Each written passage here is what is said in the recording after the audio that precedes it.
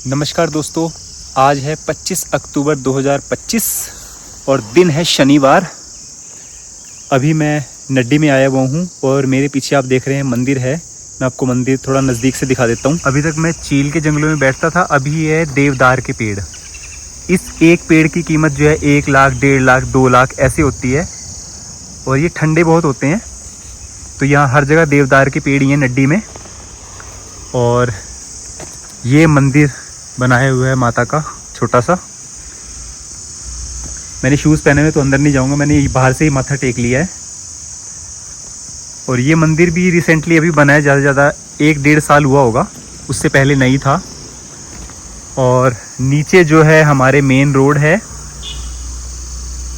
और यही रोड इधर से ऐसे घूमती हुई मंदिर के पीछे से होती हुई ऊपर आ जाती है यहाँ।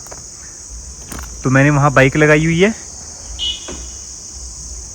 तो बाइक लगा के मैं थोड़ा यहाँ आया हूँ। तो अब एक्सपेंसेस के बारे में बात कर लेते हैं आगे के लिए। तो दोस्तों, हम आगे के एक्सपेंसेस के बारे में बात कर लेते हैं और ये इनडायरेक्ट एक्सपेंसेस हैं। पिछले व्लॉग में पार्ट 2 में मैंने आपको बताए थे कि डायरेक्ट एक्सपेंसेस कौन से होते हैं और उनका मतलब भी समझा दिया था। ठीक है, आपका डाउट क्लियर हो गया होगा। आप उस वीडियो को दोबारा भी सुनेंगे तो आपको क्लियर हो जाएगा कि मैंने क्या बोला है। ठीक है, अभी मैं इनडायरेक्ट एक्सपेंसेस पे आ जाता हूं।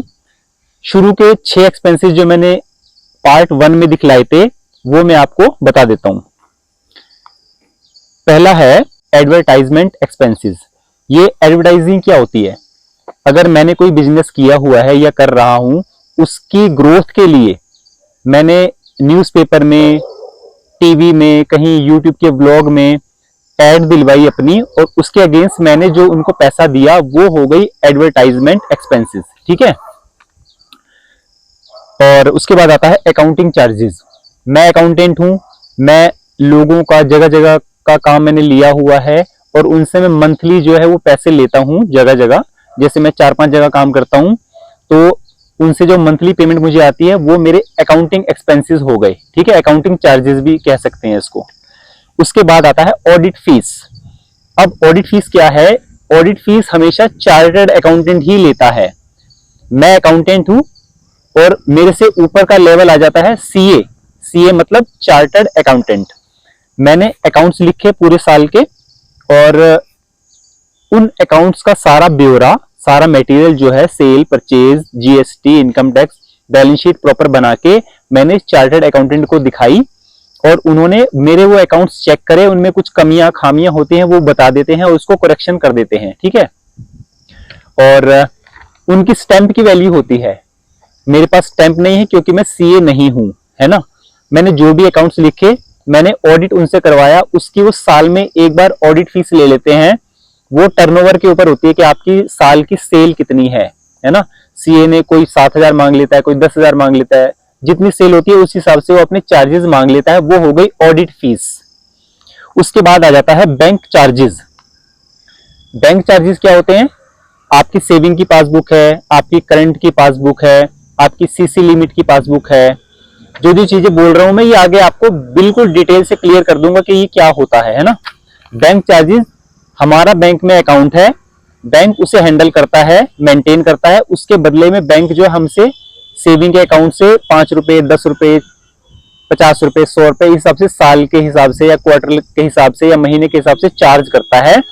ऐसे ही हिसाब से सोच लो कि 140 करोड़ की आबादी में, इंडिया की बात कर रहा हूं सिर्फ, अगर वो 5 रुपए भी एक जने से लेता है तो सोच लो आप बैंक ने खरबों रुपया एक महीने में या एक साल में कमा लिया, है ना। तो ये बैंक चार्जेस होते हैं जो हर पासबुक में, हर बैंक स्टेटमेंट में लगे हुए होते हैं। उसके बाद आ जाता है bank interest. Bank interest CC limit पे भी होता है, ओडी लिमिट पे भी होता है और लोन पे भी होता है। हमने बैंक से लोन लिया, उसके बदले में बैंक हमसे हर महीने बैंक चार्जेस लेता है। उसको हम इंटरेस्ट भी कहते हैं, ब्याज लेता है। जैसे आप किसी दूसरे इंसान से, ऑर्डिनरी पर्सन से, अपने मोहल्ले में, गली में किसी से ब्याज पे पैसा उधार लो तो महीने का या पर डे के हिसाब से वो लेता है ना इंटरेस्ट। तो वही चीज ये भी है, बैंक हमें उधार देता है और उसके बदले में ब्याज लेता है, वो हो गया बैंक इंटरेस्ट। ठीक, आखिरी आ गया बोनस पेड। बोनस पेड क्या है ये मैं आपको बता चुका हूं। डायरेक्ट एक्सपेंसेस में मैन्युफैक्चरिंग अकाउंट के जो हम अकाउंट्स मेंटेन करते हैं, जो मैन्युफैक्चरिंग यूनिट होते हैं, सामान बनाते हैं फिर बेचते हैं, उसमें बोनस पेड ऑप्शन आती है। ट्रेडिंग अकाउंट में भी बोनस पेड आता है ना। जैसे कोई भी हो गया, मालिक हो गया, वो अपने स्टाफ को जो है साल में एक बार त्योहार के टाइम बोनस देता है, किसी भी रूप में दे, चाहे फुल सैलरी दे या 1000, 500, 2000, 3000, 5000, जितनी उनकी खुशी हो वो देते हैं, उसे बोनस कहते हैं। अभी मैंने 6 एक्सपेंसेस के मतलब आपको बतलाए, और आगे के 6 या 5 जो भी है वो मैं डिटेल के हिसाब से चलता रहूंगा। तो आपका डाउट क्लियर हो गया होगा। आप अकाउंटेंट बनिए, अपने मालिक खुद बनिए, पार्ट टाइम जगह जगह लीजिए, मैं आपके साथ हूं। तो आज के लिए दीजिए इजाजत। जय श्री राम।